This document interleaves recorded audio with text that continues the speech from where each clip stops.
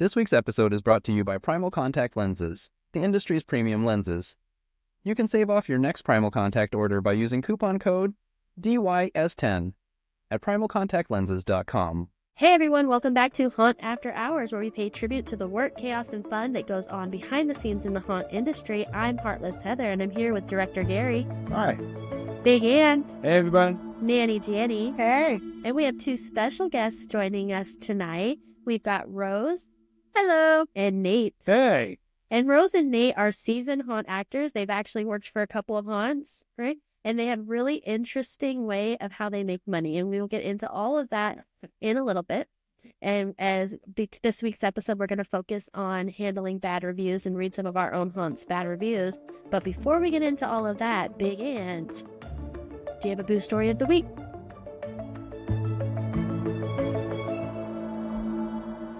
I always have a boo story of the week. Boo stories are never a shortage of. Yeah. We're going to go all the way to Florida with this one. Let's see here. It says a tech-challenged woman, Octavia Wells, 41-year-old. Now, a little backstory about Octavia. Octavia evidently had been arrested for drug abuse prior to this story. And it says, according to the Bay County Sheriff's Office, was on her way to a rehab meeting, and she decided that she needed a little kicker on her way. So she dialed on her phone PJ. Now, PJ is her known drug dealer.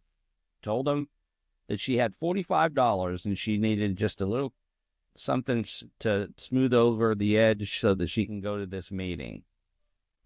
Well, where she made her mistake and what makes her the boo of the week was she actually texted the Bay County Sheriff's officer by the name of Stephen Pettyjohn, a.k.a. PJ. Wait, how did she have that? She had two PJs in her phone. One was her drug dealer and one was her sheriff's officer. And she texted her sheriff's officer, yes. No.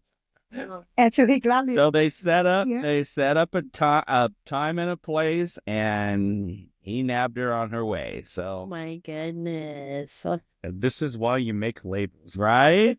Yes. Or just double check. Why not just put Pettyjohn I in feel like there? we have some relatives like that. We're sober, Dave. I feel like we have some, I was gonna Right. say, I feel like we have some cast members. All right.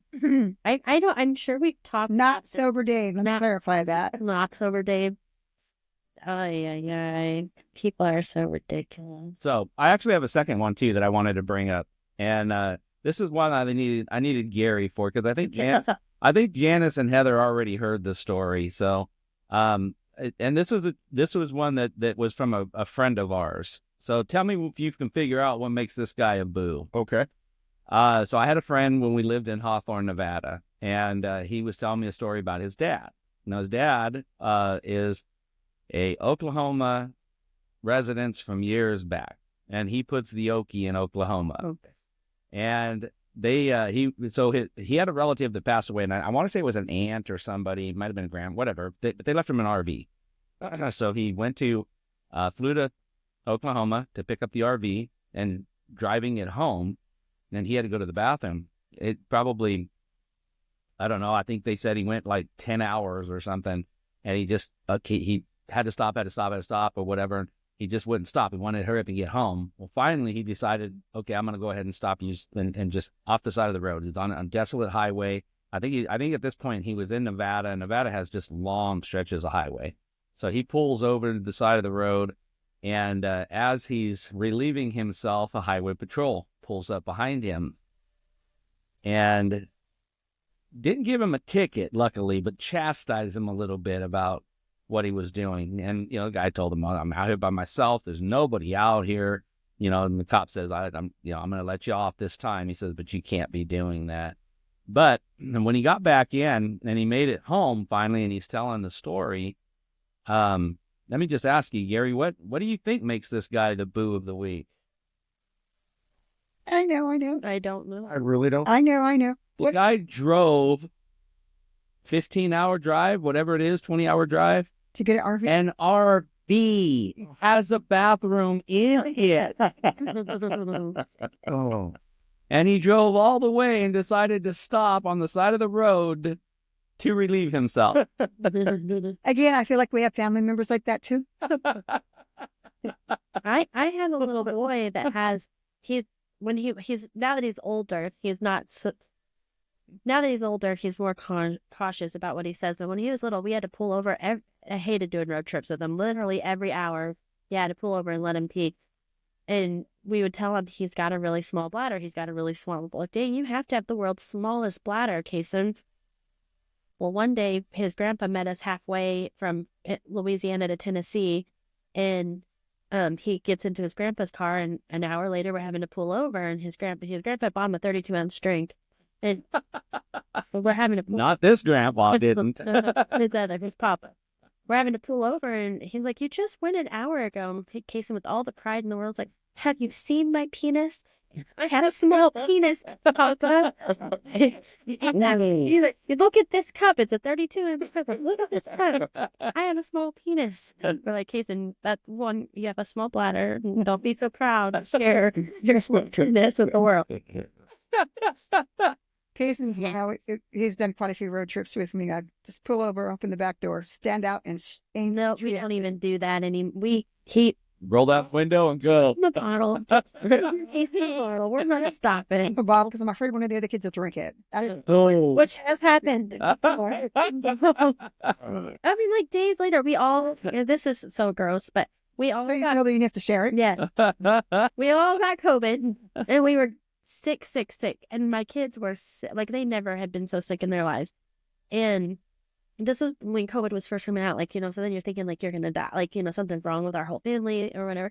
So we What kind of they? have urgent care that we're waiting in line. You have to still sit in your car when you're waiting in line. We've been doing the same road trip where he tells his papa he had the small penis, and I had given him a cup, and I guess I forgot to get to the back seat, the third row seat, and throw the cup out.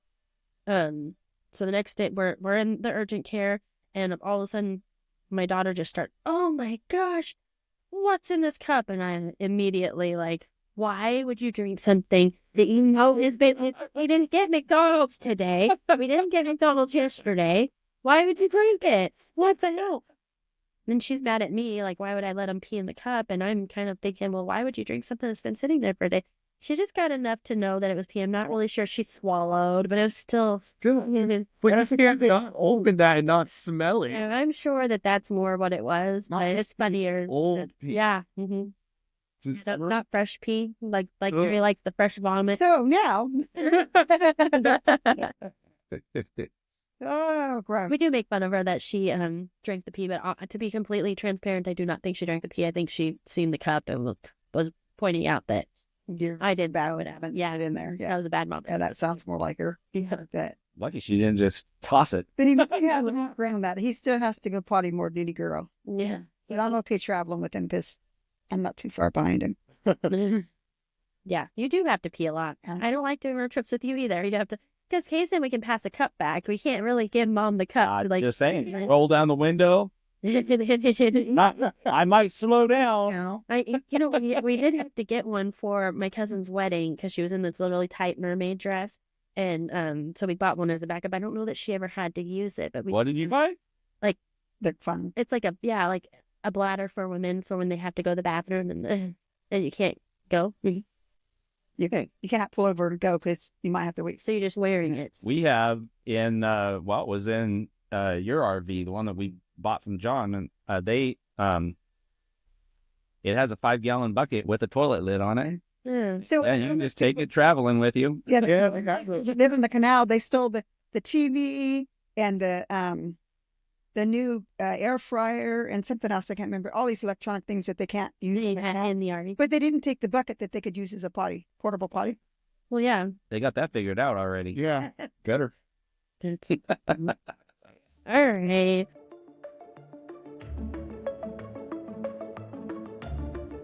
Welcome, Rose and Nate. So, Rose and Nate, you guys have worked for a couple of haunts before, right? I've worked for one, Yeah. but besides this one, yeah.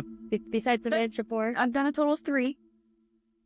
So last week we interviewed some of our haunt actors that were first year haunt actors, and this weekend, or I'm sorry, last week's episode, this week's episode, we've got some seasoned haunt actors. But you guys have a really fun and interesting way of making money when you're not haunting. So share with us about this. You want to start it off since you're the one that got us into this? I guess since this is a topic that happened before, I like to call it video game characters a lot. Like the story I told you before, a lot of people like to call it other things. But we make Like what? video game characters for VRChat. Like very interesting dolls. Yeah, our grandmother calls them sex dolls, though. Like, Is that what they are? No, Is that why she calls them that? No, they can be used for such, what they're not. I'm still trying to kind of understand. They had this really. We're gonna have to link your video actually, okay. because that's a really good video. But tell us. Is that about going to throw our PG-13 rating? No, No. Should I do no, that? it's no worse than a Friday the 13th scene. So, what they are is, whenever you put on like a VR headset and you connect it to a computer or anything, something like that, you're able to immerse yourself into like a virtual reality. And he explains it way better than I do. What, of how the social platforming works? Yeah, with like the Facebook thing. He compared it to Facebook. He said, It's a endless place where you can meet people from all over the world. So I just called it virtual Facebook. You can jump a world and you'll meet someone all the way from across the seas, somewhere in China, somewhere in Russia, anywhere. And we basically make the avatars and or characters in which that you wear whenever you're in the game. And when we do that, there's like 2 different programs, a whole bunch of bull crud that goes behind the scenes when creating them, a lot of things that just goes wrong.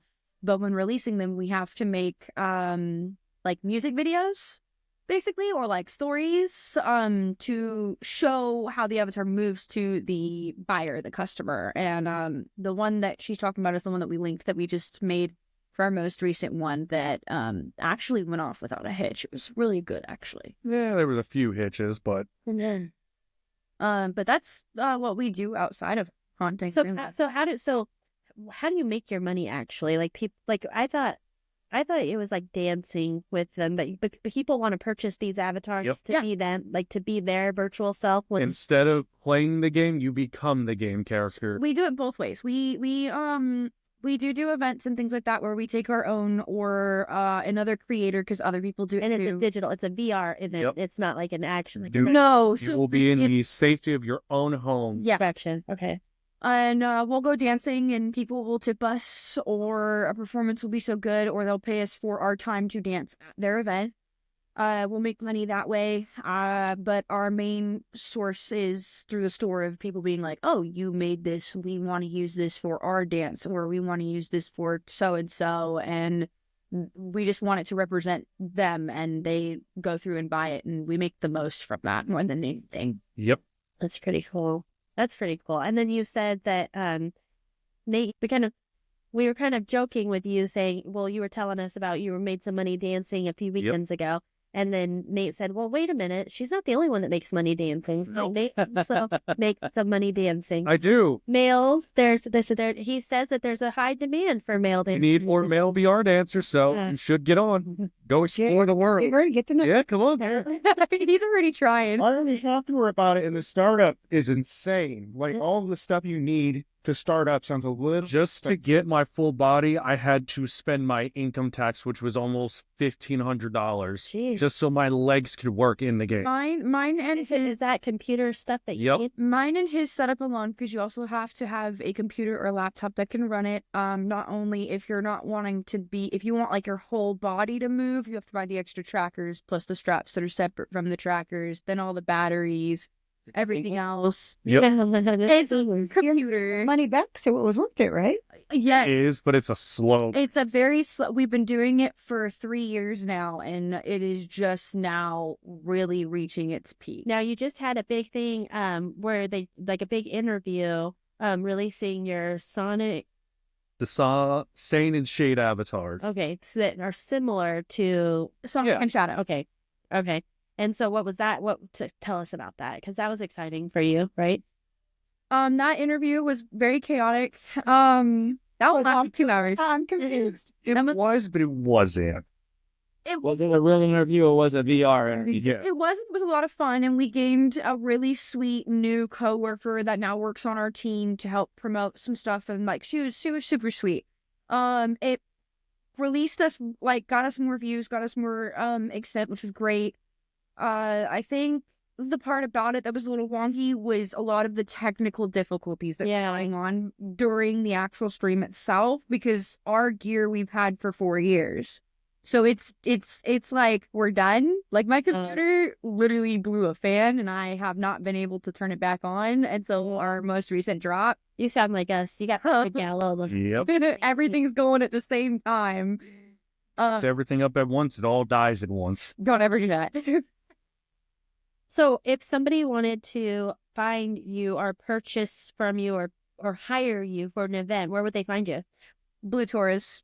Blue Taurus? Yeah, you just have to look up Blue Taurus on any Google, and our pay app will come up, and there's like links to our Discord. There's links to a bunch of other different things. It's Taurus, like a Not blue. Taurus the Bull, T-O-R-A. Color blue. Taurus. So like BLUE and then underscore Taurus, TORA. Oh, Blue Taurus. Okay. And whenever you search that up, a pay hit page and stuff like that will come up, or you could search that in VRChat avatar afterwards, and the pay hit page will come up. And on the page itself, there's links. That's how I Googled it, but it actually came up that. Yeah. That's our Gumroad. That's our secondary So sport. Blue Tour all is one word. And you can still find it. That's Yep. So if you make a mistake, it will. Well, how cool is that? Can you briefly take us through the process about how you all do this? I know at one point we were talking about how you build a blender and you would model, or you would actually almost like Sculpting. sculpt it. Yeah. Yep. Yeah. So if you can kind of briefly take us through how this works. And so I know you said that you use blender and there's a sculpting process for people who would have like no idea what you're talking about. Just can you briefly like Summit. So you go into a computer program, like you said, it's called Blender. And whenever you go in, you got nothing. You have to learn all of the insides and outs, all of the funny buttons and like the shortcuts and stuff like that, and how to take a generated square cube, like 5x5 little tiny cube, or a flat plane surface, and turn that into a t-shirt, or turn it into an actual human body or a human face. And when doing that, you have to then take that human body and face and put it together with those clothes and stuff and bones that like a normal human skeleton bones, go in and like put it all together, make sure it all moves right, like to make a skirt move, or to make, like, if you want this part of your jacket to move, you'd have to set that up separately to a whole nother bone. Now I'm sorry to cut you off, but the video that you had was pretty sexy, like, you know, so and so is that It's a strenuous process. Sex sells. sex sells. Yeah, we were talking about that as There is a story to it, but it does lead to that because of the form of dance community that actually purchases a lot is towards that end, unfortunately. Yeah. But you guys seem to be doing pretty well. And Like I you're said, doing something. unfortunate/fortunate. 'Cause Yeah.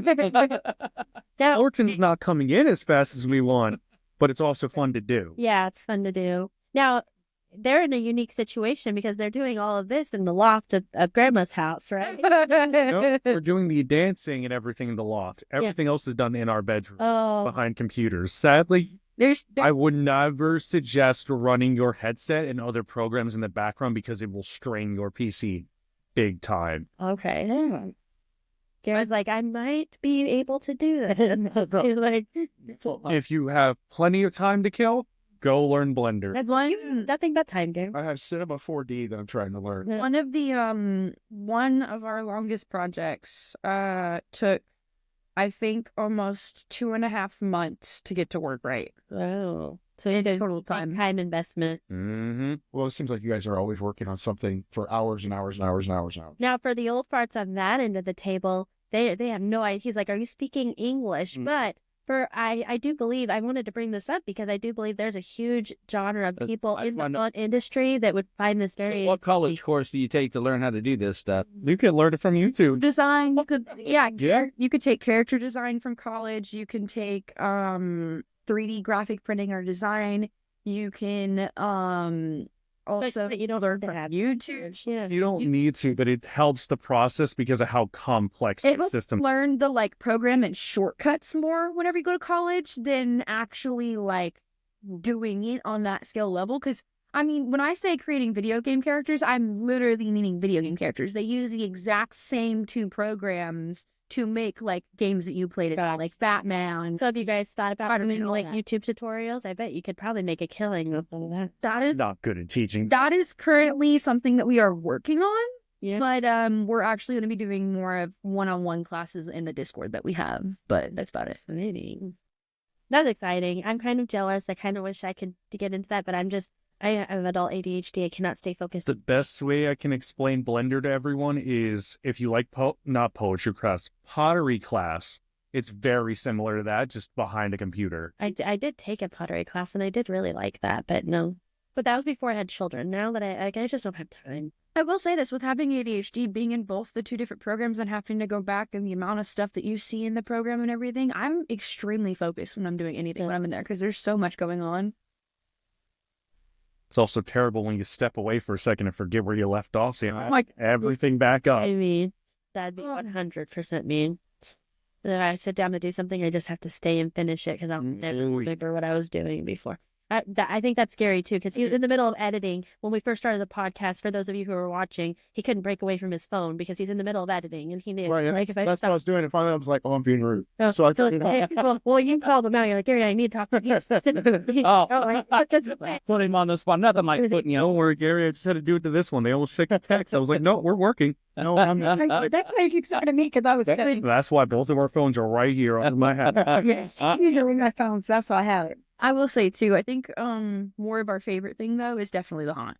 Yeah, It's haunting addicting. is very addicting. It's a lot of. So fun to scare people. And to actually interact with. Oh, yeah. Now, you had a really good story you were sharing with us, Rose, about how you actually scared the crap out of a couple. Go ahead and share that with us. That was actually this season with you guys. We had a couple that came through and there was nobody in line. Nothing really going on. It was kind of pretty slow. It was actually Halloween night, I believe. That was like the end of the night. Yeah, kind of towards the end of the night. And me and one of our other haunters, who were kind of in the front of the haunted house, were like, one of them had to go to the bathroom. One of the younger ones had to go to the bathroom. So I had to cover one of their spots, which is right before our compression tunnel. And so me and her kind of looked at each other and we like, cause they stepped in for the rules and like the video was going and I also said the rules and then they were going through the tunnel and she did her hit and then kind of came over to me and like, I told her, I was like, man, they really smell like something.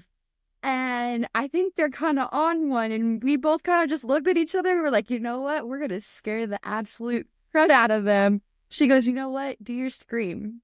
Because like everybody has been wanting to hear my scream because I have not screamed at all the entire year this year for the haunt at all, even for you guys, which was very new to me because normally that's what I do. Right. So the fact that I didn't was different. And she was like, I really want to hear it. And I was like, well, I can't do it all the way because it echoes way too much right here and it will ring my ears.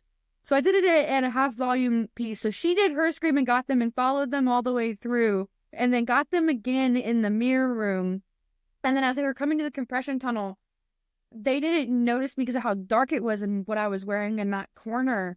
And when I screamed and went at them and pointed for them to go through the compression tunnel, he's holding her, hands around, like walking behind her, hands around her neck. And she drops and just screams and just goes, oh my God, I think I'm about to like piss myself. Or I think I did. And as she drops doing that, he's holding her neck so hard that I just genuinely watch all of the air go from her. Yeah. And I actually think that was the first time I had to like legitimately break character because I thought she was going to pass out. I vaguely do. I do remember this couple, and I remember them saying so. For those who didn't go through our haunt, Rose was at one of the beginning scenes, one of the first few scenes. So they didn't even make it through the whole haunted house. They were coming out in the first couple of scenes. It was between the first two, because I'm not even there to be like scary technically by that time. Yes, I was fluctuating doing a whole bunch of different things. So I was just there and I made this really cool long spiel speech for our rules because of them watching the video out and did that. And they were even scared of me when doing the video and didn't even want to come in. So when that happened and the dude was just like, I can't go through this. I can't go through this no more. And she was just like, well, I'm not going without you. And they're like, okay, exit out this way. They were like, okay, need an emergency exit. So we got them out. And then they're sitting and they're resting out there. And because I felt so bad because it looked like she was going to faint even leaving the house. So I genuinely just broke character, but still in character in a sense, and walked over and was like, hey, did the House of Dystopia really get you that bad or whatever? And they didn't even want to talk to me. They were still scared. Yeah. It was kind of funny. I love when we get a certain type of people that maybe they're not necessarily afraid, but when you get a person that just acts afraid on the hayride, it just sets the atmosphere. Oh, So I've often talked about we should cast plants just to do that. Right. Saying like Fringe that fear. yeah, create the atmosphere. You don't have it.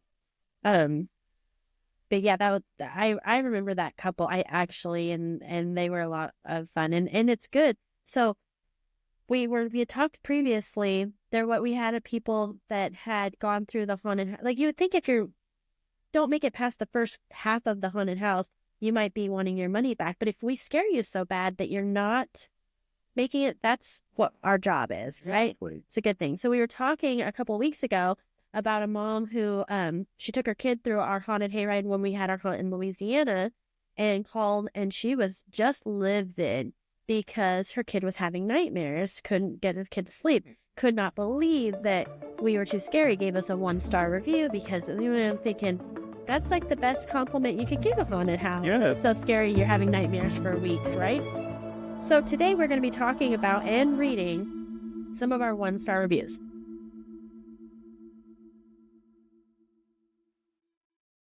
On our Branch of Horrors haunt Google page, we have right now a 4.7 rating. We have two 1-star reviews. One says it was not worth it, would not recommend, save your time and money. And the other one is just a 1-star. Now, when we first started this 10 years ago, anytime I seen negative reviews, like I lost sleep forever. Like I just could not stand the negative reviews. What are your guys' thoughts on getting past negative reviews?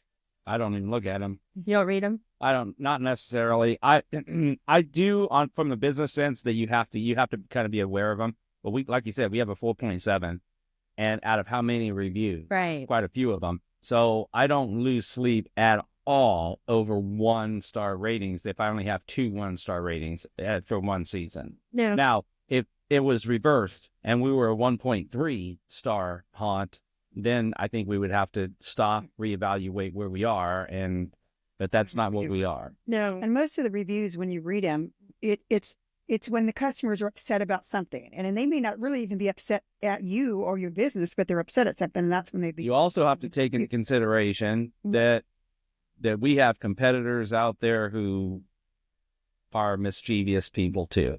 And I think a lot of situations are in that, not just our haunt. There are other haunts out there that are feeling the same thing. You've got competitors, you've got people who are just throwing you under the bus for no reason. And yes. Me as a primary, what I usually try to do is catch people coming in and going out, and I, introduce myself. So now they have somebody that they can relate to, and that, hey, let us know on your way out what you liked, what was your favorite part. And when I can stop people and ask them, how was it? What did you like? And if there's something bad, or a bad experience or something, we talk about it to figure out if it's something that we need to figure it out while you're right there. Or if it's something that we as a business need to improve upon, or if it's just something personal going on with them. But we catch that, we try to catch that, and the girls in the ticket booth are learning, we catch that before it even goes outside of our gate, so that we do get the good ratings. And I think we're pretty good at that for the most part. I'll say, I think the biggest thing this year was lines. Yeah.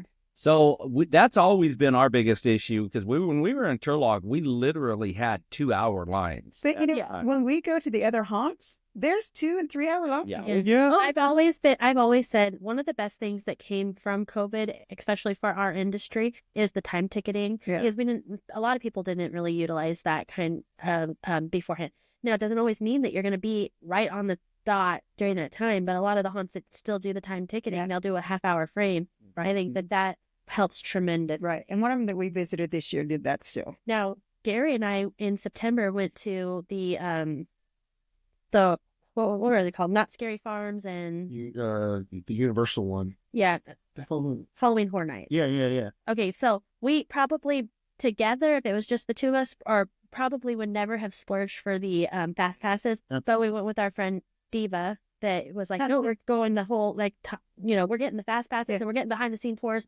and blah. So that 100% was worth it. I would never have done that on my own, but now I could imagine doing it the other way. Yes. Right. That's what I did, because we would have seen half of this. Because the lines were literally 3 hour long. Like you would spend the whole night in line just to do one attraction. So maybe I can tag along with you guys. Yeah, It's like that is. Well, they're Our making that pastime. 365 a full year. I seen that. Now, what is that? Vegas? I think it opens up this year. So we have actually been to a 365 haunt, but it was like I'm hoping that it's better during haunt season than it was like when we went in February. But it was right off of the Ripley's Believe It or Not Museum in Gatlinburg, Tennessee, and it was fun. But there weren't any actors; it was all animatronic. And your kids were like, A lot of those, yeah. Yeah, we're not. Your kids were like, oh, this should have. When you have a 5-year-old that can. I don't see how you have the clientele for a 365 haunt. it has like this one was attached to the Ripley's, so it had Right, something. but there are some that are out there that are just haunts. And Right. how do they do it? I can't figure that out. I was trying to get our cast together to do just a Valentine's. The amount of people for scary things nowadays is really. Yeah, but but hiring process. that's just it. You've got to have staff year round, and you've got to pay. Right. The building, the lights. Mhm.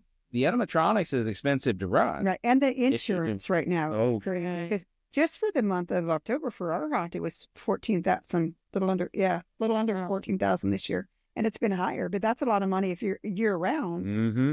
What is the first back to haunt reviews or reviews in general for businesses? If you're going to look up a rating for, what is the first site that you go to for reviews? I go to Miss Heather May because Miss Heather May is always like, I looked at the reviews and she'll name 2 or 3 sites. I'm like, okay. When I used to TripAdvisor, whatever was on TripAdvisor is what I would go with. But now Google, I look up, Google pops up and it just tells me if they're good or not good. And I'll read. Yeah. I like to see, no, not my point of doing these negative reviews for any business owner. It's not like, one, you don't want to lose sleep over your negative reviews. You want to learn from your negative reviews. And I also think that how business owners respond to reviews makes a big difference too. Like, if it's something petty, don't respond. You know what I mean? But if it's something that's fixable, respond. Right. I used to always pump people things, and Travis, which is my brother and one of our business partners, would be like, no, like you stop doing that online because then people are going to get online reviews. It's okay to do that, but that's got to be done in private. And I agree with that, Like, because as soon as that's just it. Everybody sees that. And the next thing you know, you got 300 bad reviews just so they get free tickets or something. But what are your so what I'm getting at is I tend to go to Google. Does anybody use Yelp? No. You used to. Do you go to Yelp to look up your reviews? I feel my personal take is if you're going to Yelp, you're going to Yelp just to complain. That's what I was going to say. The only time I ever went to Yelp in the past was to complain about something. Yelp is mostly negativity. Yeah. I was going to say, the place we get our reviews is more direct. Yeah. Oh, like we don't even get like any reviews off the item, because you could review an item. Right. We don't even get any of that. So like direct word of mouth. Yep. Yeah, direct word of mouth, Yeah. or they join the server and we have a ticket system and they create one and they're If like, I meet somebody that goes to a place that I want to go, I'll ask them how they felt about it, because everybody has a unique experience. and in my opinion, when it comes to haunt, always go to the lower starred ones, because most of the times it's parents trying to take their kids somewhere and they're not realizing that they're taking their kids to a haunted attraction. Scary track. Well, so our Google was 4.7, right? Now this is just our haunt. Other haunts might be different, but I'm gonna assume that their Yelp is a lot lower than what their Google is, because I just feel like people go to Yelp to bitch. Mm-hmm. Our Yelp is 2.3. Okay. Whoa. Yeah, but No, I'm so sorry. It's 2.9. 2.9. That's it. But that being said, we had conflicts with Other haunt. other haunt. We were in partnership with one of them, and we broke away. They broke away, and they immediately went on. I mean, family, friends, haunt actors, they went on and started giving us bad We reviews. were in our new location in 2017. You could tell, like, they had a slow night because we were busy. And that night we had like 50 bad Yelp reviews. Yeah. But I think they were all sitting there around twiddling their thumbs, Yeah. you know. But this year, I'm going to read one of our negative Yelp reviews That's from what this year. It's crazy. We bought the 3-pack for Rancho 4 in Chowchilla. The only attraction we liked was the zombie paintball contagion. However, there were only like 20 zombies to shoot at. It would have been more fun if there were at least 100 or more zombies. The haunted hayride was pretty terrible, the acting was not great, and I didn't really understand what was going on. We didn't even bother going to the haunted house. It was a waste of money because we spent $167 on all 3 attractions. What would they, how many people did you tickets would bring? they have had to purchase for $167? What, you were selling the 3 ones for like 40 a piece? Mm-hmm. So 160, that's four people. Yeah. People. 4 people. And they didn't Family. though. They It says they Hold bought on, the try- 3-pack of Rancho 4 in Chowchilla. I don't even know that we sold That a would- 3-pack. That would be an all attraction pass, wouldn't it? Okay. So It's the all 3 ride, all 3. my thing is, why come and not go through the main event? And then give it a bad The review. haunted house is what you're coming for, I think, right? What night was that too? This was it just says right now, it just says 3 months ago. So it But doesn't here's have the a thing, date. though, too. That's on Yelp, right? Mm-hmm. What we found out because we had another bad review, and I'm like, that person has never even been here. How can they write a review? And what I found out about Google, you cannot write a bad review on Google if your phone has never been near the Yep. location. Oh, I do like that. Yeah. I didn't know that. I do like that. I get bad reviews from. But this is probably a legit customer who was just upset. Right. And I'm thinking, not that it's an excuse, and it should never be used as an excuse. But it's a biggest pet peeve as an owner that I have, because our staff should be ready on day one, Right. and they never are. They just never are. Right. We don't. First of all, you have to budget to where you train them days in advance in order for them to be able to do that. We don't have that budget. Right. They come new because every year we have it. So I'm thinking, There's Speaking of budget, people the last 2 years only. finding 100, not just budget, finding 100 people that want to get shot by paintballs, like insane. well, that is never going to happen. Right. And they really be has to run out. More because we actually pay the cap. Yeah, you have to pay. Yeah. 20 is enough. And I do want to say, So- one of our customers was going out and they were saying they'd like to see more zombies. And I said the same thing. I said, we pay our staff out there. They're paid. And, we'd have to charge you more for the ride. And they're like, oh, they didn't know.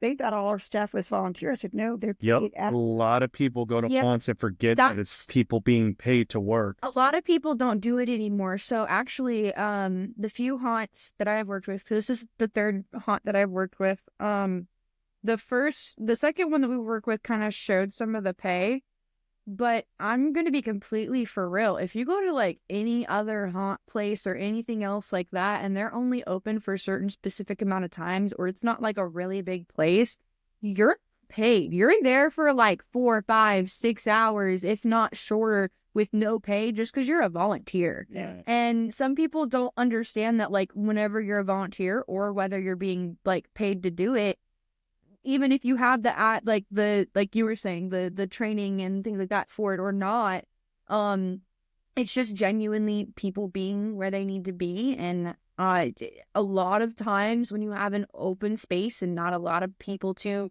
keep track of that or designated spots for that, especially whenever it comes to actors, a lot of people just aren't where they need to be. So, like I said, that is never to be an excuse, and I know I'm kind of using it as an excuse, but I'm just saying that when we get bad reviews, they're typically from the beginning of the season, Yep. because normally about mid-season, the characters are really into their character now. Yeah. They've figured it out. They now know how to get their scares. So, for anybody watching, anybody listen, I'm just saying, listen, to get your fullest money's worth, go mid to late season to the haunts. Let them work their bugs out. Either go mid to late or be the beginning so we can help learn what our... Right, exactly. Just know. Understand if you go in the beginning that you are there, and a lot of times I don't know how other haunt owners are, but I know if you came up and talked to anybody on our upper management team and said, "Hey, I'd like to come back later," they'll give you some kind of discount to come back later in the season because they know that. And that's what I was just going to say. That what throws me off is the price, because that is typically, like, Janice will give discounts in the beginning of the season. And it's because of that fact. And she'll explain to them, you're getting this Disney, it's a cheaper price tonight than it's going to be later on. But, they're still building their character or whatever. But, but that was full price. That sounds like it was full price. So probably means. If you go doing that. If you go at the end of the season, expect lines. You don't get to give a bad review for a long line if you're going at the end of the season. Right. Because everybody wants to. But also to say you didn't enjoy the 2 attractions and then not even bother with the last main attraction. Which I find that to be both. I feel like I was concerned about their complaint until they said that, because I just don't think that people really came and didn't go through the haunted house. Do you think that was the case? Oh, there were people that did it. I've had people tell me that they wouldn't go through because it was too shitty? No, I've had people go through because it was too scary, too that's unproductive. That's different. Like, these people, a lot of people say they prefer the hayride sometimes over the haunted house because of the house's quality. Innovations on the hayride, so I just don't know that the hayride was that bad. But there was some. But you are not going to please everybody, because there are a lot of people looking for multiple different things in horror. We're just saying, like, the whole point of this is for other haunt owners or other haunt actors to just understand you can't let the bad reviews. You know what went wrong and what was good and what was bad during your season. You don't need somebody out there telling you. You already know, right? You already know if it's a bad night or a good night. Yeah, but you know that through the customers, right? Primarily, so you've got to listen to the bad reviews. It's the staff that you have, the senior staff and senior management in place. They've got to be talking to your customers as they walk through the entertainment. Like I said, we're pretty good. Even our security knows, because they see them coming in and they see them coming out. I personally feel if you give a customer that, and I'll stand by this. I honestly feel this. If you give a customer a good experience in the midway, they will automatically like the haunt. Right. Oh, yeah. It doesn't matter how good or how bad that haunt is. I just feel that your midway has to be top notch. And that was something that was kind of hard this year. It is hard. It's hard every year, because it's not necessarily in the budget to have midway actors. And we have to have them. We did get a good Yelp review.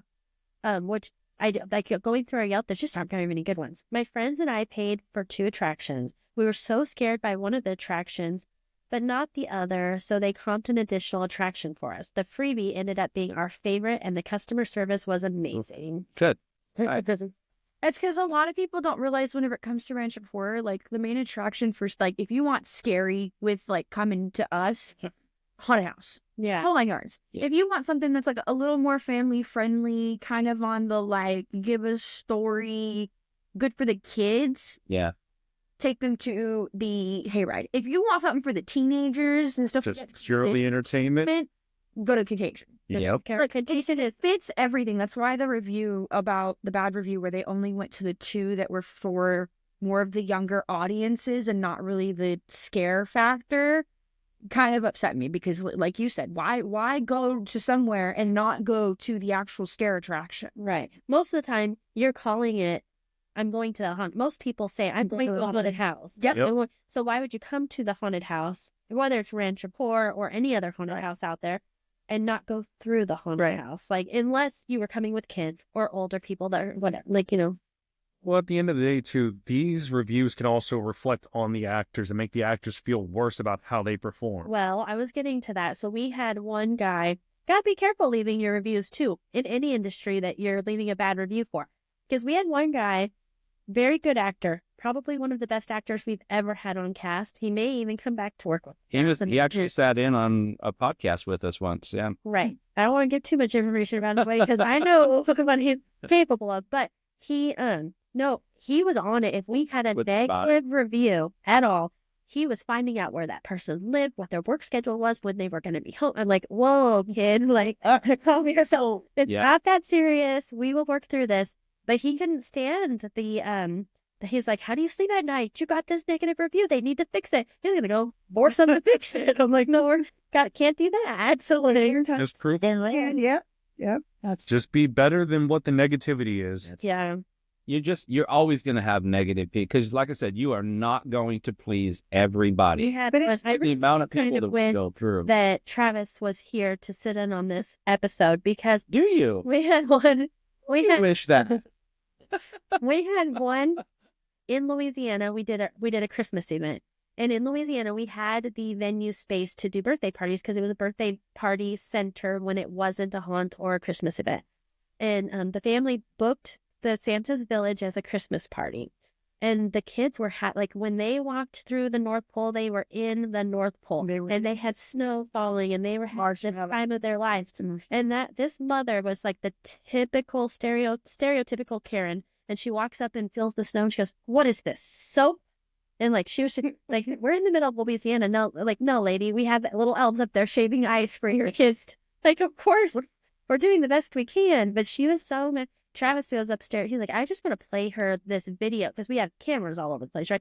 He's like, while you're sitting here bitching about everything, you're missing out on your kids having the most magical time of their lives because you want to complain about everything. They were the customers from home. Never had worse customers than these people. They tried to fight her out. Oh yeah, they Fight the elves. They tried to fight. We had an elf. We called him Rudy because he was rude. He got kicked out of the North Pole. And his job was to escort the people from the party barn to Santa's village. And he just walked them, back and forth. And he would kind of play it, he would it was play, like 100 yards from the building to the area that like Mind you, most of the elves are 14 and under. Do you hear voice? Do you hear voice? Where's that voice coming from? I know, right? Our man cave is haunted. But no, they did say it. They said, you don't want to mess with us, with our husbands. And the husbands were these buff guys. And 14. oh, yeah. Well, Rudy was a 30-year-old man, but he coached football. And it was just a whole mess. Anyways, the next day I go to, they were going to fight our elves, our adult elves, for sure. And it was a big thing. We had to escort them out. Travis wanted to post their videos he's like, I really want these videos to just go online so that we can see how the parents were acting and how much magic the kids missed out on. I didn't let him do it. Now I wish I would have. But the next day I go drop my kids off at their daycare to go to work. And they had already heard about it. And they're like, oh, we heard you had some fighting. Why do people have to be so nuts, Well, Right. So if you have a bad experience, it's okay to leave a bad review. But if you're if you have a genuine experience, it's okay to leave a bad review. As a small business owner, I would appreciate it if you contacted me before you left a bad review. If you are a small business owner, don't sweat the bad, don't shut down shop just because you have a bad review. I used to have so much anxiety that's like, oh my gosh, like we have to fix this right now. Let me just say this though. If you have a bad experience, I don't care where you're at. You could be at Home Depot. If you have a bad experience, you need to take it to the personnel first. I hate seeing bad reviews because to me it's chicken crap. Somebody is so scared that they got to go get on their computer and leave a bad review. That's what's that going to help? Right, but that's what I'm saying. It says a lot about the company. Don't just judge the review. See how the company responds to them. That's what I was going to say.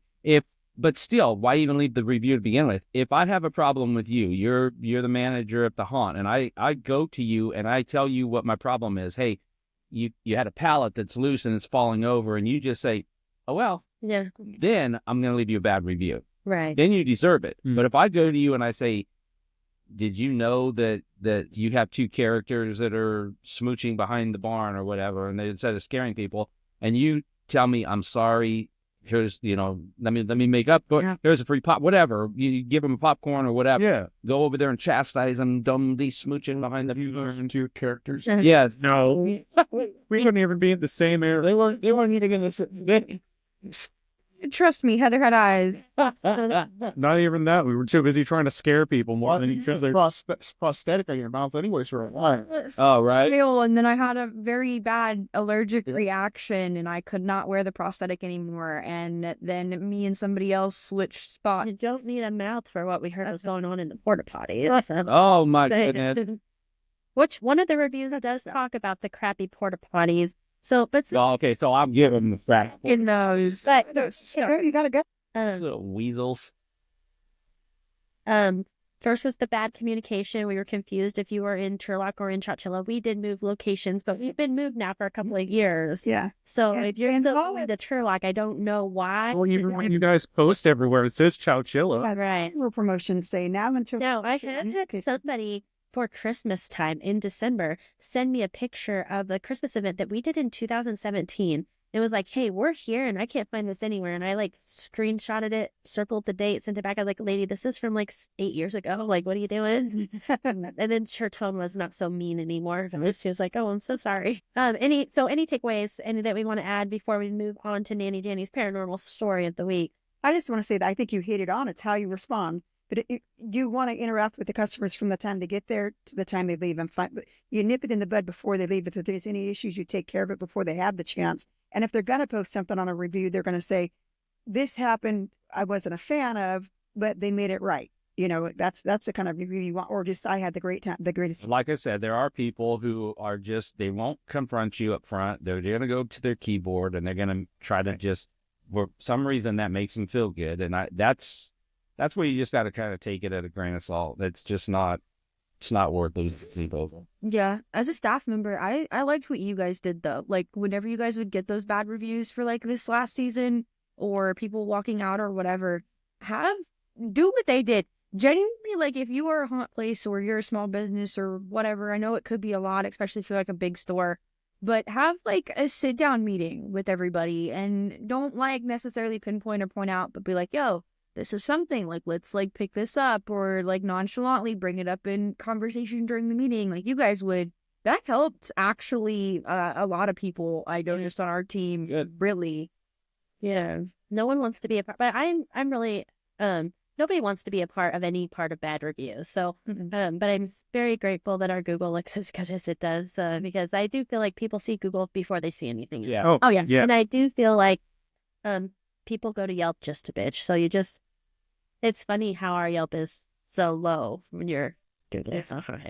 Yeah, but it's not just from that year or that month. It's from ongoing. Right. So right. if they hit us in Yelp from the very beginning, when we started If anybody, in the breakup or right, during our breakup or during our 2019 year, which was hell for us. So, but that's a whole other show. I think we've done an episode on it.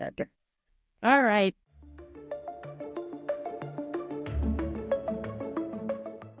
Nanny Janny, share with us your paranormal story. I'm this so week. excited about this one. I'm going to go back and touch on the children's one, but Heather and Big Ant and a few of us were talking about other paranormal things that happen with people that's had transplants or an organ transplant or the eyes transplant or the lungs or whatever. Just a transplant. There was a guy that had both arms transplanted. Both arms? Both arms were transplants, and one he had to have done twice. So I didn't know you could do that. yeah. Dude, I'd be getting bigger. Yeah. Yeah. Transplants can actually take on, and you have to take them out. Right. Yeah. What happens, like, if one is buff? And, Right.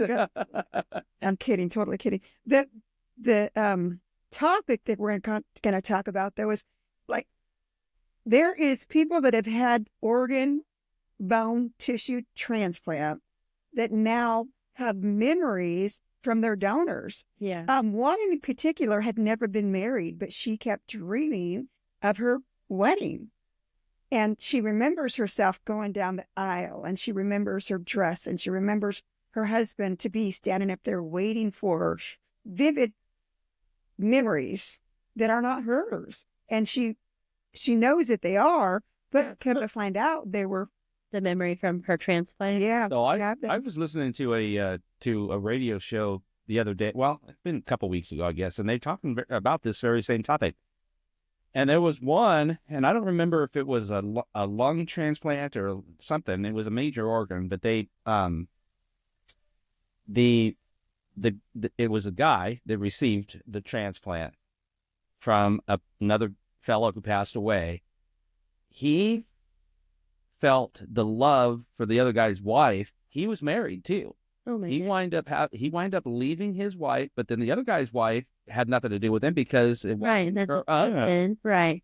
But yeah, I mean, it's That- going to. That's It's, called cellular memory, is what they're yeah. referring to it as. One of the wives had said in an interview that she sees the donor when she looks into her husband's eyes, very similar, that she could actually see the donor, which she didn't know before until later. And she's like, this picture, that's who I'm seeing in him. Really? So, yeah. The cellular memory, the idea that memories from a donor's life are stored in the cells of donated organ and passed on to the recipient. What makes me nervous about this is we think that when we die, we're just dead. But what happens if, like, you're not? Like, Right. you know, I mean, like, we're not here now, but what if our organs and, like, Are needed in the afterlife. No, I'm not saying that. I'm just saying, like, what if I you am. really are in a state of, like, entrapment for eternity in your body? Like, I don't know. I don't know how to explain it. That's another thing that used to be talked about in a lot of Yeah. different subjects in history. Yeah. Yes. Yep. There's actually a lot of research now that DNA can hold a lot of memory, just like a Oh, yeah. DNA is literally a giant memory card. Yep. Where's it coming from? No idea. I'm talking to ghosts. It's like I guess the psychic traits are passing over. That what? how you can pass on instinct, like animals have instinct. Oh, yeah. They're actually injecting like using DNA as a memory chip so they can upload and download memory. Yeah, Now, to throw a twist on that, what about the guy that had his heart valves replaced by pig organs? Pigs, and then all of a sudden they're No longer like bacon. Having dreams that he's eating the slop out of the farm. truffle. Yeah.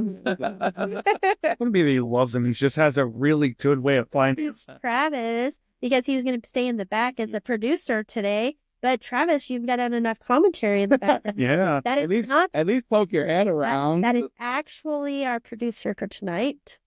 At least poke your head around. So people. Another night when we set up the producer station. Yeah, he's got. At the bar. He's got big plans for the studio. We are going to have different cameras in different areas, and he can zoom in. We're going to be like a legit YouTube podcast next week. Next week, it's right. Oh, Next week's pretty aggressive. what you gonna need?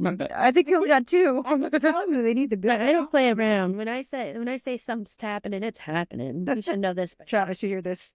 When I say something's happening, I'm finding somebody to make it happen. Neurochemical interactions. The nerves in the organ may still function after surgery, and these interactions could affect the recipient's nervous system. That's what makes me nervous. Like, I'm not afraid at all of how I die. I'm just afraid of what's going to happen to me being dead. I just don't want to be stuck in Remake. crap. Done. Yeah. Yeah, but what if you feel it? Like residual energy. Because you're dead. But what if you do? Because these are showing that you still feel after It'll be death. over quick. I set my phone where, because before it would track like whatever I Googled or whatever I looked up the stories, and then the stories would stay. I just have to hit that line. And the other day I was having Chris show me how to reset my phone. I was trying to get on to do something, and it said I need to clear my cache. And so he taught me to clear it. Well, then I went on and discovered more things like how to delete your history and not have your history show.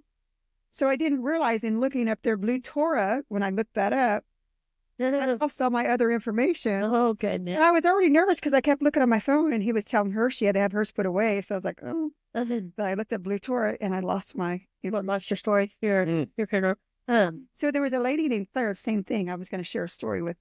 Like she had transplants and the same thing.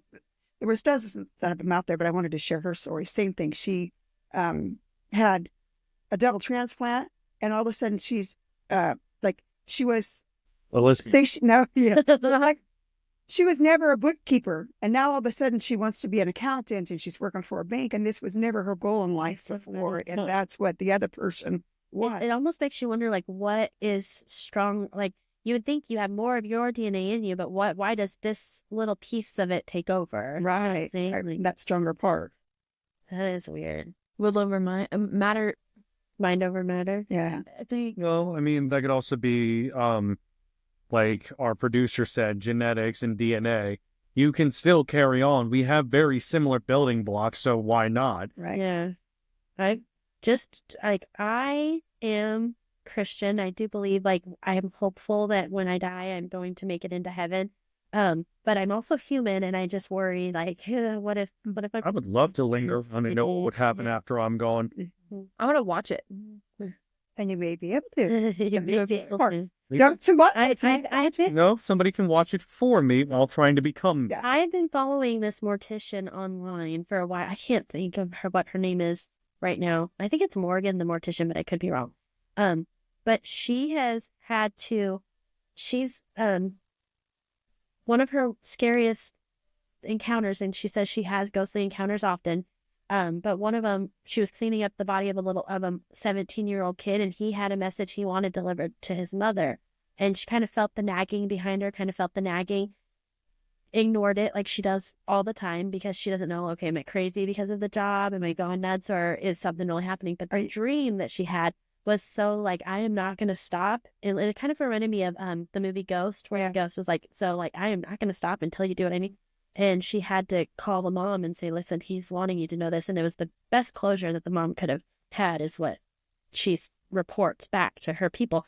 But it is kind of weird, like how, like, I don't know what I believe in as far as ghosts, but there's enough stories that I've seen that seem genuine that I'm like, okay, there's something in the afterlife that You can't. Don't but look at me. I've had you just- first-hand encounters. You just said that you believe in, that you're a Christian. So Father, Son, and Holy Ghost. yeah. Yeah.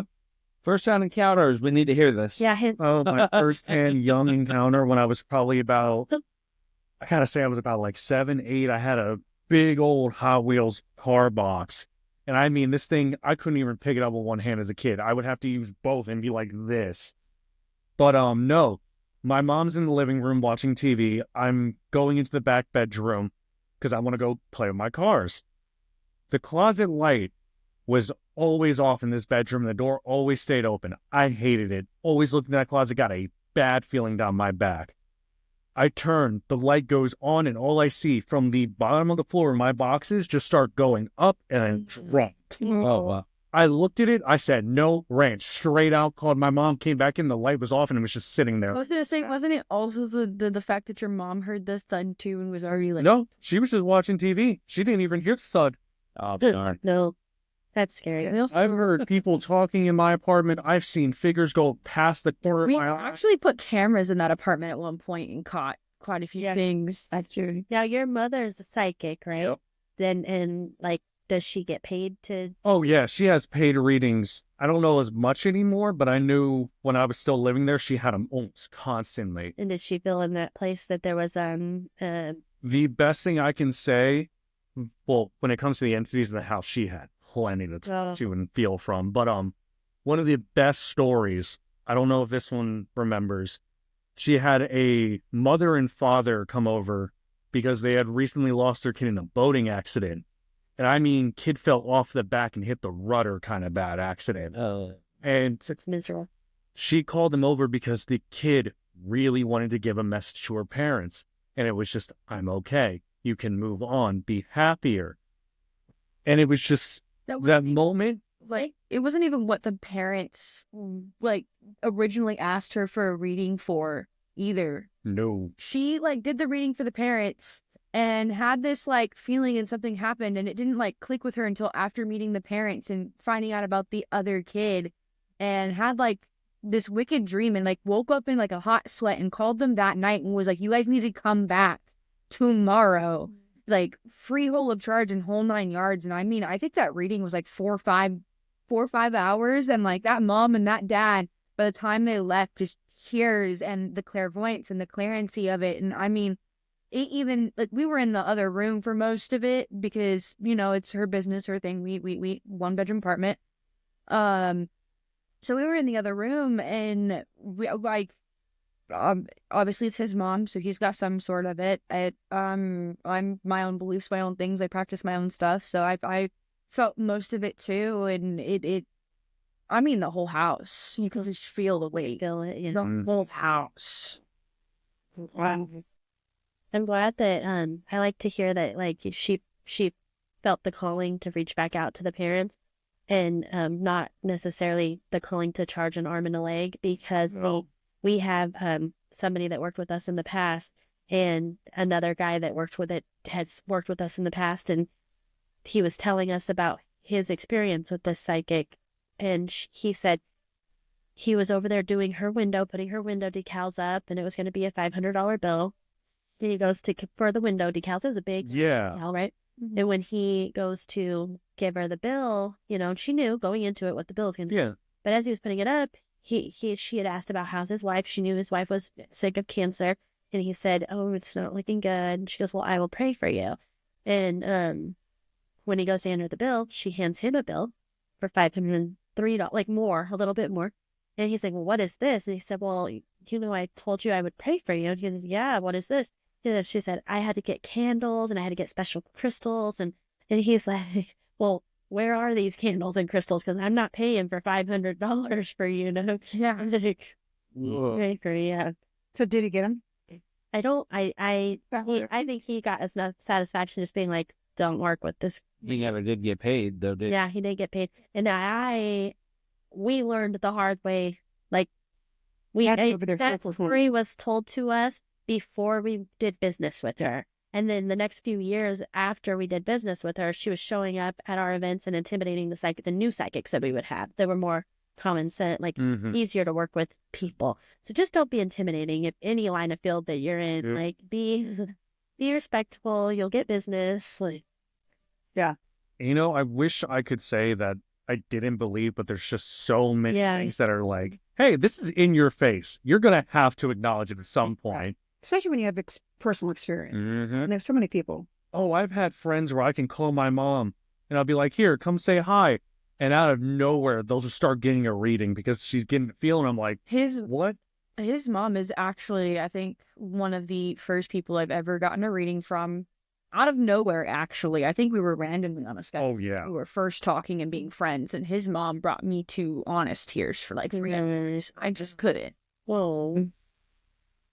So, yeah, paranormal's my life. Yeah, that's great. Well, we'd love to have you back on the show sharing some paranormal experience. I think we'd love to get your mom on the show. I could. Yeah. She'll actually be down in October for the $3. No, she wouldn't even charge you 20. I don't think we want her mom on the property here. And listen to know the stories. Yeah, you yeah. You say she does very well much have a actually. No, I'm going to be honest. Whether you want them or not, she just spills them out. It just happens.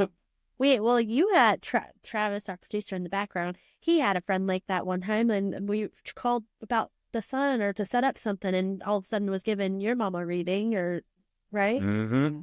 It was that time. Yeah, she heard. She's like, she felt the presence in the background. You know, your mom has a lot of attachments to her. Who was that? I don't know. Yeah. Yeah. And then they kept wanting to meet with me, and she was scaring me. So I was like, no. I mean, I want to know what I knew, what I felt, what I did. I'm not calling her right now. This is probably a stake. They remember that. I don't know. We were in Louisiana at the time. And then she wouldn't know what my talents were, so I have. Her name was Gayleen or something. Oh, yeah. Yeah. I was gonna say, if anybody really wants, her thing is Psychic Little T. So even if you guys want to go, like, check it out, Psychic Little T. Psychic Little T. Yep. Okay, like T, just the dot. Yeah, no, just a normal T. And it's on all social media. She'd probably have a building out here. Some of these. Oh, she would. This building that we're in is over 100 years old. The moment she steps on this ranch, I'm going to be waiting for the stories to go flying out. I really just wanted to. We know that there was a shop out there, but I am waiting to come across. Like, I am thinking that there was. It doesn't like you're gonna follow. My belly's going off now. Pretty accurate, even. The more that I've had to talk about paranormal experiences and deal with them, my body for some reason gets this hard tension of best way I can explain it's like water flowing through your body. It goes from the front all the way back and down my spine. I've just been getting it constant. Oh goodness, that's crazy. That's good. I try to ignore. Like, I know, like the other day, like how you were saying your Hot Wheels thing did up. The other day, our vacuum cleaner literally did that. No. Yes. And I looked at Chris, I said, "Did you just throw something at the trash can?" And he's like, "Did you just lift the vacuum cleaner up?" I was like, "No, but I've seen it." And there's just shields in the back of my head. That got really warm. Yeah, I couldn't. And he comes and like jumps in the bed. He's like, he's not a macho man when it came to that. He's like, oh no! Even when we were working here in the haunt, I'd see figures moving out there in the fields when I was standing out there. I'm like, what are you doing? Yeah. I thought it was people, and then the car lights would flash by and they're gone. Oh yeah. On our film? Yeah. Oh, that's nice to know. Thank you. I've seen it in the field. I've seen a few in the midway out of the corner of my I'm eye. not gonna lie, I actually think through the haunt, I scared a shadow figure. Oh, really? Oh, Wait, I'm not even kidding. where's Zach? No. When I was in the witch room, I straight up thought there was a group of people because everybody started like practicing or going through their stuff. So I thought there was a group of people. So I got ready, I got set up, and next thing I know, this obviously I got no glasses on, so I can't confirm this, but it was this like giant black figure that just went through my room, and I went around and scared at him. And next thing I know, the moment that they went to go walk in towards the swamp room where like the lights and the green fog and stuff like that is, where you'd be able to, where it'd be easier for me to see them, it was gone. Oh, that's cool. I was like, oh, okay. Was it great?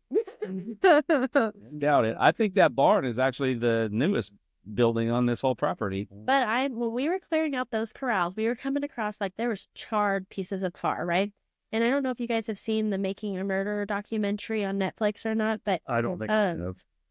they found a body on this guy, Stephen Avery's property, and it was the body of this reporter. And as I was cleaning this out and pulling these charred pieces, knowing that it's chop shop pieces that were taken apart, right? I'm thinking, oh my gosh, please don't let me come across the body. Please don't let me come across the body. But I'm not entirely convinced that crazy stuff did not happen out there. Oh, yeah. Actually, Zach's in the middle of tearing down this trailer that was here. And a few people have passed in that house, so that maybe whatever was there is active. Like, why are you destroying Residual energy. Yeah. I don't know. Glad I don't live on it. Leo's freaking out. No matter where I go, they follow. Come here, Leo. Yeah. All right, Director Gary. Well, Channy, sorry that we hijacked your story again, but it always brings down these cool rabbit holes. Oh, yeah. Yeah, you learn to get psychic people in your team. Yes, this is not object. Lost your story, but then you gained a whole bunch. Yeah, well then. And these dogs are trying to figure out why we're still in here, because this one was over there staring back behind us. Yeah. And they're trying to figure out, with all these ghosts that are in here, why are you guys still sitting in here?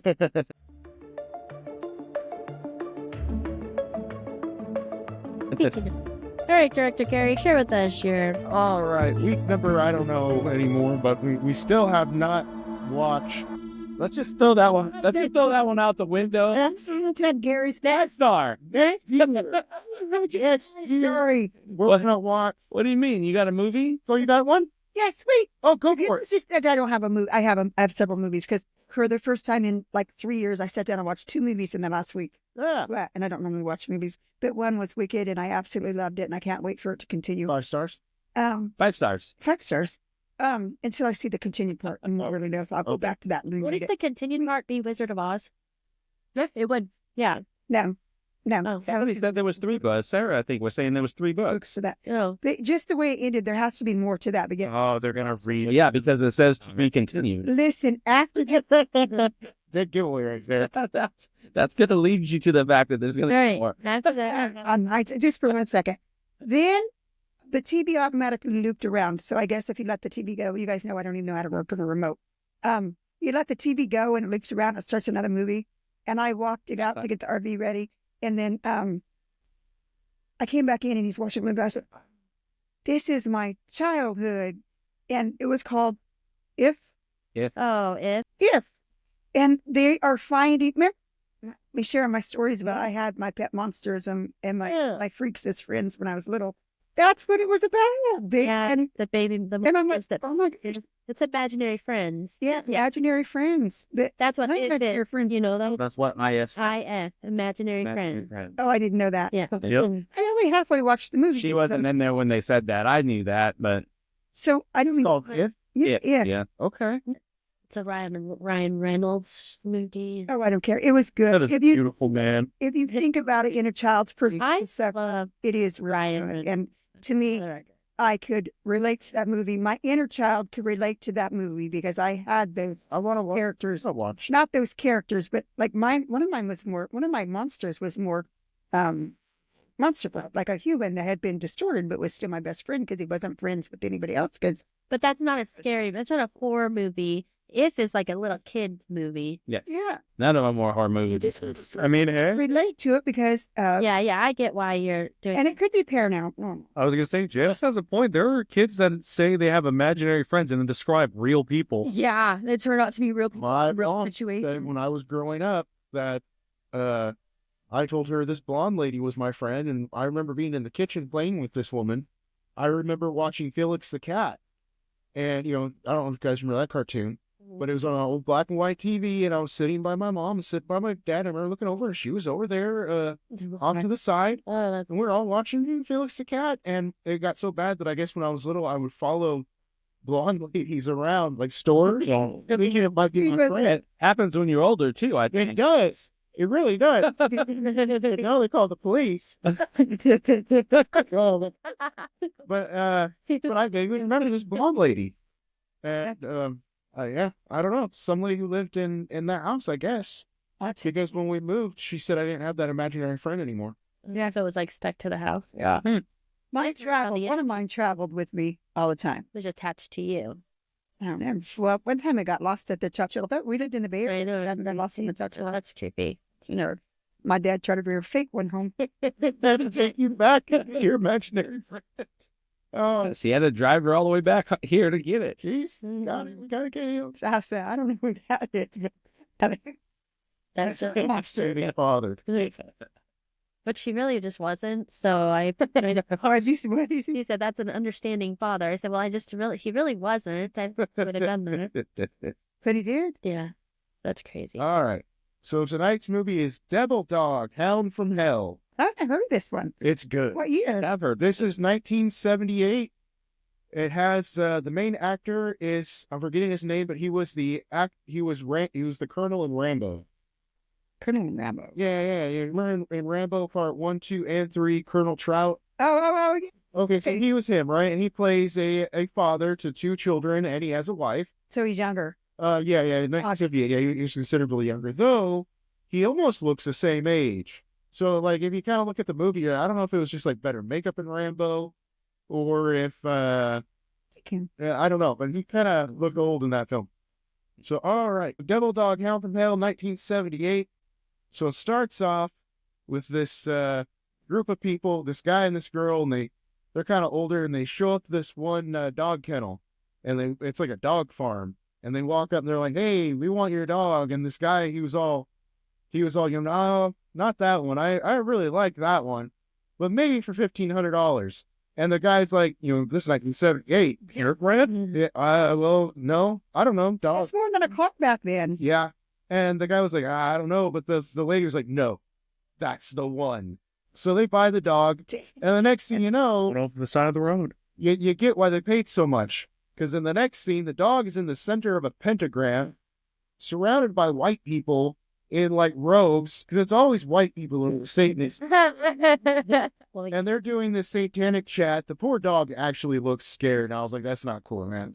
And they're doing a satanic chant.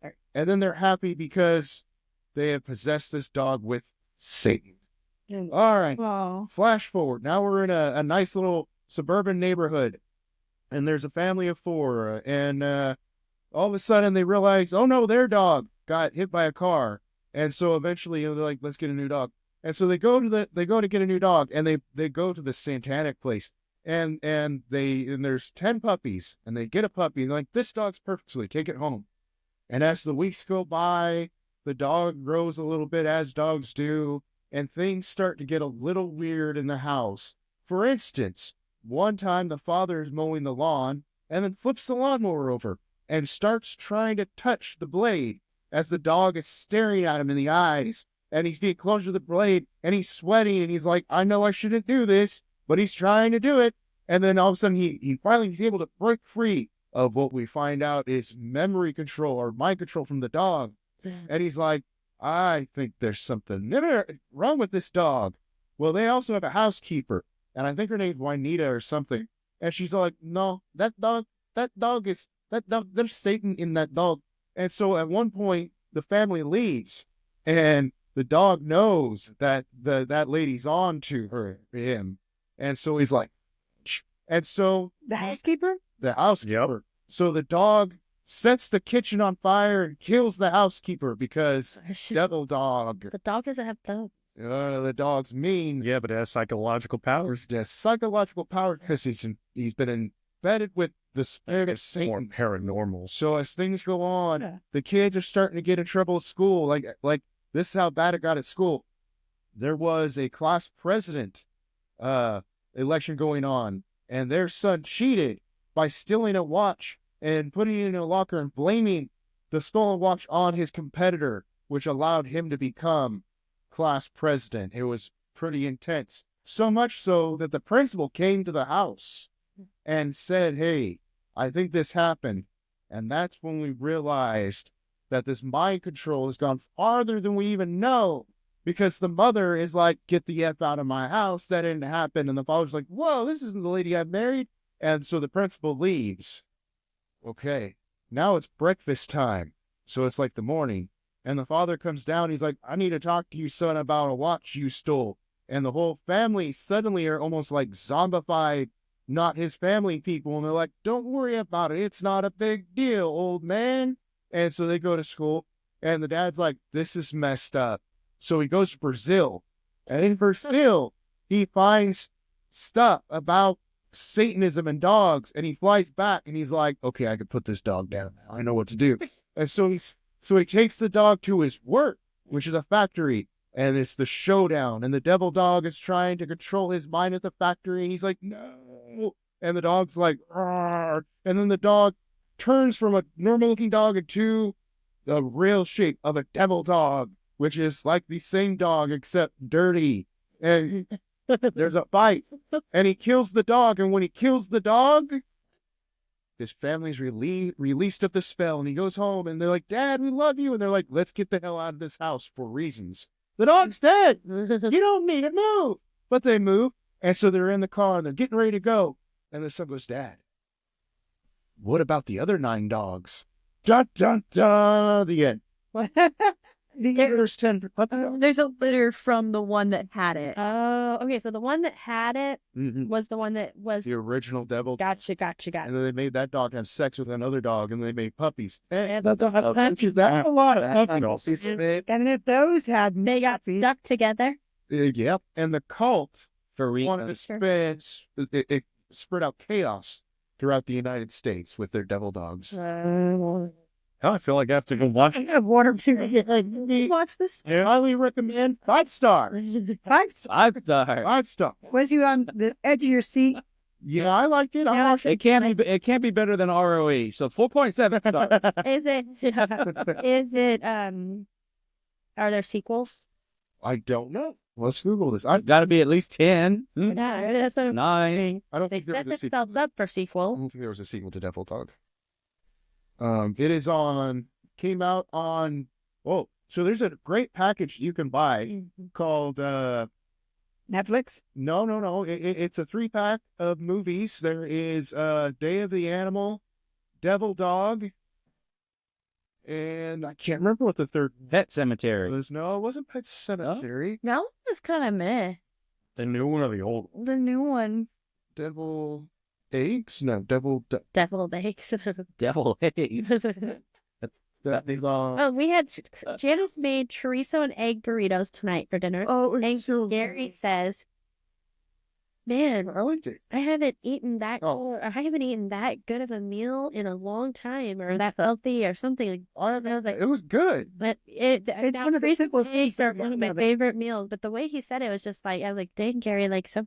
If anybody wants to say, When he said it was the Yeah. first full meal he said. yeah, that's what he said. He said that's the first full meal I've had in a long time. It was Grizzly. So it's called Evil Animals Triple Feature, which I own. And it has Grizzly, which was a great film, Day of the Animals, which I really, really love. And also Devil Dog, Hound from Hell.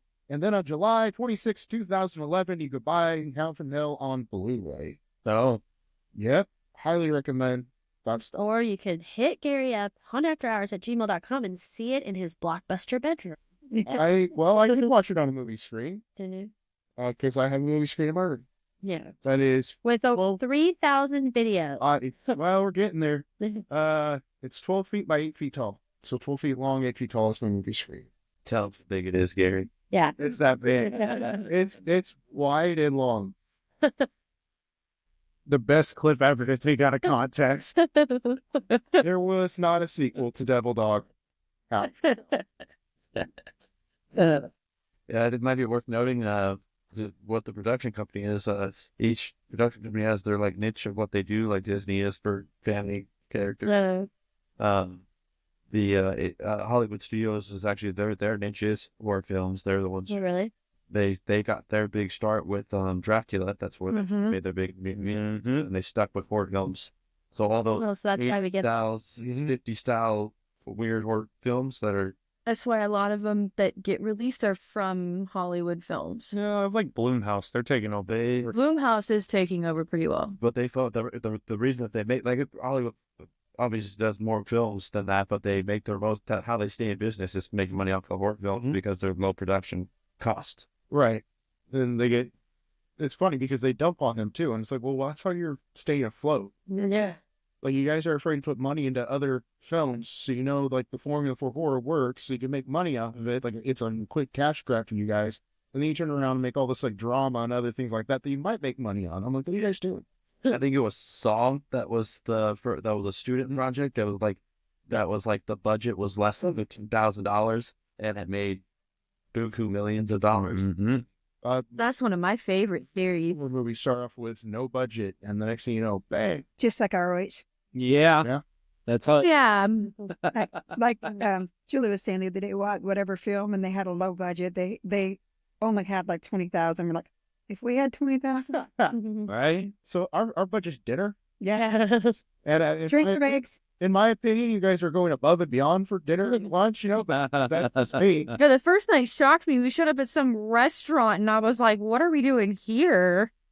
Yeah. That was because it was easy on us at that time. Yeah. Because, So you will You know, invite everybody back to the. You know, these productions going. It went from restaurant to restaurant. Taco Bell. Well, and now it's so neat. but like I said, we've been waiting to have pre-sewn eggs. All of us love it, and Yeah, I like it very It's a much. delicacy. It's from and eggs from our chickens. so our choice was either pot roast or tre-sewn eggs. And somebody said, "I want tre-sewn eggs." I'm like, "I do too." Oh man, that was good. I think I suggested tre-sewn eggs, and I really just didn't even eat. So I'm not very hungry.